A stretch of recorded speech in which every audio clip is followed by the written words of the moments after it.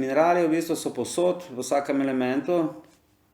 Gre se pa za, se pravi, sestavo pravih mineralov skupaj. Mineralis je po latinsko v bistvu kristal.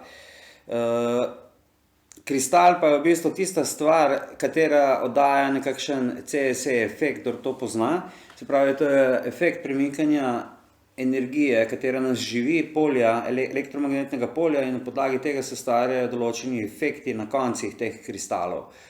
Ko združimo v neko vez več različnih kristalov, lahko na koncu dosežemo CSE efekt, ki je izredno močna zadeva za spreminjanje lahko tudi, se pravi, sematičnega polja ali pa odstranjevanje nekih programov iz njega.